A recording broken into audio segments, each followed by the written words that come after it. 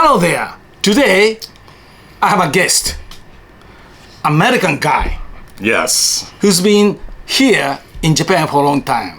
So why don't you just introduce yourself, please? My name's Shawn, Japan book hunter, and I sell manga, rare books, art, original art, and Maeda Sensei stuff as well. Thanks a lot. Thanks a lot. Yes.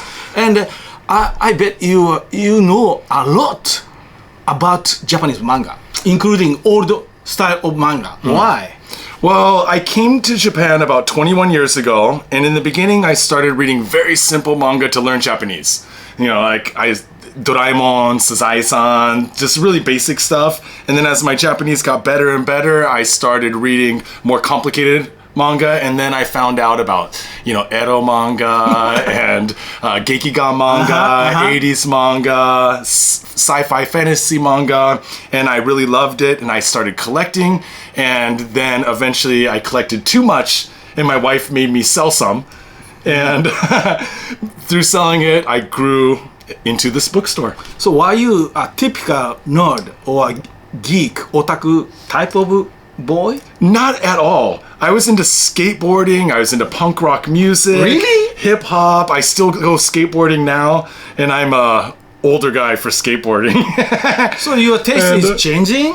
So still you are fascinated with that? But I still, I like both. I like everything from fashion to skateboarding to music, but I also like deep manga. I like very rare manga. I love art. I love collecting original art of Japanese mangaka that I enjoy.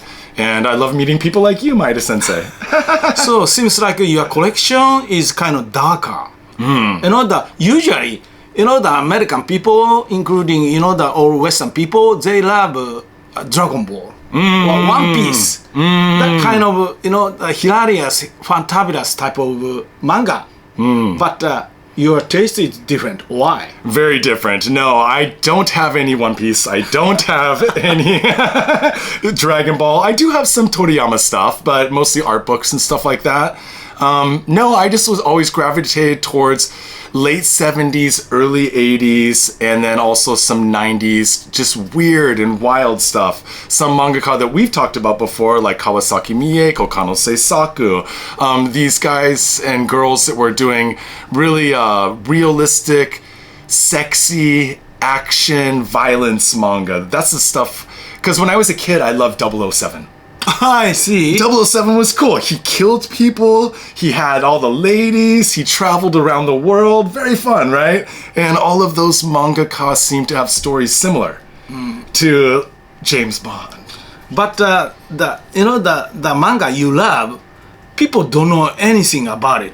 Why? Why, such manga is not so popular amongst the Western people? I think it's just because they don't know about it. When I post to my Instagram or like on YouTube and stuff, and I show people the manga that I collect, they get excited. And then they hit me up and they say, Shawn, can you get me that manga? Because they've never heard of it before. I see. It's never been translated into English. And you know the American English market, prude.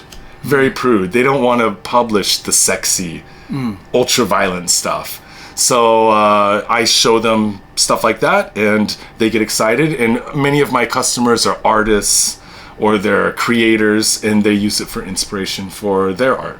So you are running this bookstore. Mainly, your customers are foreign people. Yeah, 99%. Oh, really? I have a couple customers here in Japan, but it's because they live outside of Tokyo, outside of the city, maybe in the Chiho area, maybe like countryside, so they don't have access to as much manga. But 99% of my customers are in America, Canada, Europe, Australia, Thailand, Vietnam. Oh, really? Yeah. So business is booming right now. For me, it's good because for one, the yen is weak right now, so I could price things more affordably for people and still keep my business going. And then the other reason is because people, I think, are tired of mainstream manga. Like they don't want just One Piece and Dragon Ball. They want something unique. But I wonder, I understand, the Dragon Ball or One Piece they are popular. But how could you sell such unknown manga from Japan?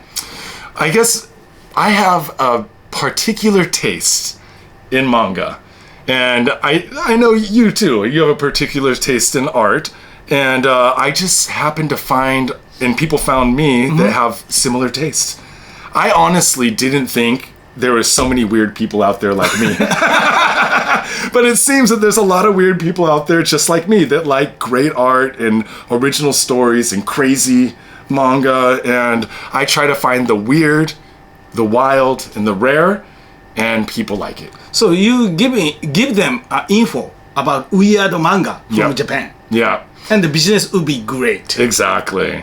And then if I, for example, I showcase like Kawasaki Mieko manga that's like Hime, princess or something like that, then people get excited, and then I'll introduce some other Yasha or some other manga that she did, and then they want to buy that too, and they want to add to their collection, and then and build a customer base. And now I have customers that anytime I find a certain mangaka they want to add it to their collection. Even Japanese people don't know it. Kawasaki Mieko nowadays, because new generation. New generation, they are not interested in such old manga.